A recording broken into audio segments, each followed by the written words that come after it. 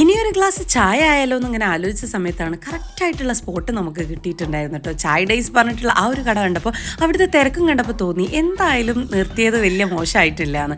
അവിടുത്തെ നേരെ അങ്ങോട്ട് ചെന്ന് അതാ പലഹാരങ്ങൾ കണ്ടപ്പോൾ ഞാൻ തന്നെ മേലോട്ട് നോക്കിയിട്ടുണ്ടായിരുന്നേ.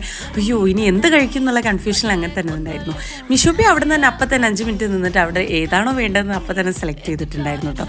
ഞാനും കുറച്ച് സമയം കൺഫ്യൂഷൻ ആയതുകൊണ്ട് തന്നെ ഏതൊക്കെ വേണ്ടതെന്ന് അവിടെ കയറിയിട്ട് തീരുമാനിക്കുക എന്നുള്ള രീതിക്ക് പോയിട്ടുണ്ടായിരുന്നു. ഹൈസക്ക് ആദ്യം തന്നെ ഒരു കാടമുട്ട മേടിച്ചു കൊടുത്തിട്ടായിരുന്നു. ഉമ്മച്ചിക്ക് എന്താണ് വേണ്ടതെന്ന് വെച്ചാൽ അതും മേടിച്ചു കൊടുത്തിട്ടുണ്ടായിരുന്നേ. പിന്നെ നമ്മളിങ്ങനെ കുടിച്ചുകൊണ്ടിരിക്കുന്ന സമയത്താണ് മിഷുബിൻ്റെ അടുത്തേക്ക് ആ കടികളൊക്കെ വന്നിട്ടുണ്ടായിരുന്നത്. ഓരോ വെറൈറ്റി ആയതുകൊണ്ട് തന്നെ എല്ലാം കൂടെ കഴിക്കാൻ പറ്റില്ലല്ലോ. ഞാനൊരു കാടമുട്ടേൻ്റെ സമൂസയാണ് കേട്ടോ മേടിച്ചിട്ടുണ്ടായിരുന്നത്. കുഴപ്പമില്ല, നല്ല അടിപൊളിയായിട്ടുണ്ട്, നല്ല ടേസ്റ്റ് ഉണ്ടായിരുന്നു. ആ ചായ നല്ല ഒന്നും പറയാനില്ല. അപ്പോൾ ആ ചായയൊക്കെ കുടിച്ച് കഴിഞ്ഞപ്പോഴാണ് പിന്നെ ആ ഒരു പുഡിങ് കണ്ടത്. അങ്ങനെ 2 കുട്ടീസിനും ഓരോ ഇളനീർ പുഡിങ് കൂടി മേടിച്ച് കൊടുത്തിട്ട് പിന്നെ നമ്മൾ നേരെ ക്രോസ് ചെയ്ത് പോയിട്ടോ. ഇനിയൊന്നും നോക്കാനില്ല, നേരെ അങ്ങേക്ക് ഒറ്റ പിടുത്തം.